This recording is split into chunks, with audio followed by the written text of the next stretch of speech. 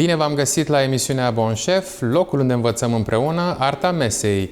Invitatul săptămânii este șef Sidia Sissoko de la restaurantul Norma, care ne-a pregătit astăzi un preparat pe bază de pește. Despre ce e vorba, Sidia? Barbun. E barbun. Barbun. Nu e un pește Barbun. foarte obișnuit. Nu este un pește obișnuit, nu avem așa obicei să-l mâncăm, e nemaipomenit, e gustos.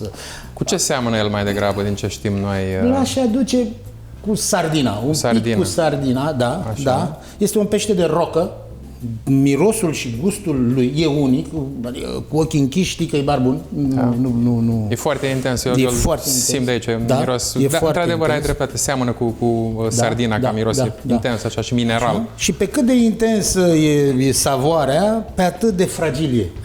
Pe atât de delicat trebuie să lucrăm cu el. Cu ce l-ai asociat acolo? Cu praz în mai multe variante, gătit în mai multe variante, prazul. Ok. Da.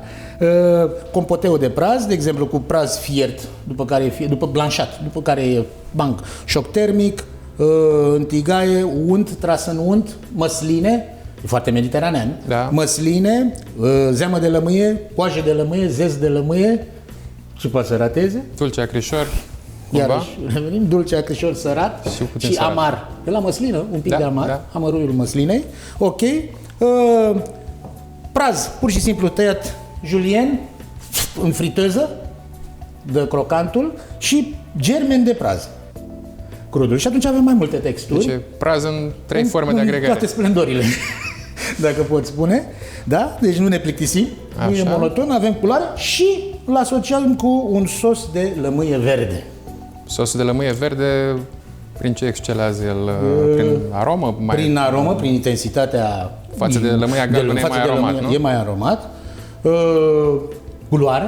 Culoarea pe care am obținut-o, iată, vezi, și e naturală.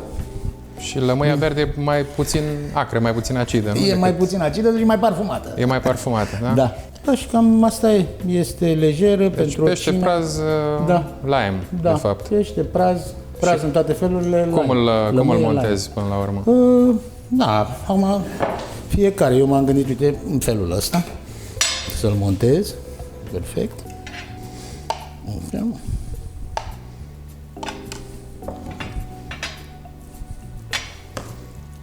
E nemaipomenit, dar iarăși am spus, repet, deci barbunul este un pește intens, ca și gust, ca miros, însă foarte firav, foarte delicat. Asta rămâne pentru bucătar. Okay. Forma bănesc e strict de design pe care Forma e strict de design. Ce se întâmplă? Ideea să-l facem, să ne încânte și ochiul.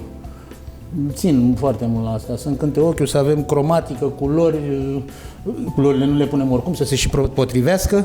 Tu te adresezi tuturor simțurilor. Exact. Perfect. Acum punem barbunul. Sosul de lime, un pic de sos de lime. Iată-l, ce frumusețe. Mirosul, ce să vă zic. Trebuie să o faceți. Nu se poate transmite. Trebuie să-l... Da, din păcate. Da, evoluează lucrurile. Cine știe? Poate într-o zi vom putea mirosi la televizor. Îl vom putea mirosi la televizor. Sunt convins că în viitorul apropiat. Perfect. Ok. Prazul prăjit. Ok. Și germenii de praz. Verde. Bun. Sosul ăla e o nebunie, numai când mă uit la el. Este. Iată, ok. E super apetisant. Barbun cu compote de praz. Compote de praz sau fondiu de praz. Fondiu de praz și sos de lime. Sosul de lime. E nemaipomenit. E lejer, pentru o cină e perfect. E perfect, e sățios. Cum vin, dormim. Cum vin alb. Dormim cu valurile mării zbărgându-se de rocă. Sidia, îți mulțumesc. Cu mare plăcere. Dumneavoastră vă doresc poftă bună și vă aștept mâine la aceeași oră la emisiunea Bon Chef.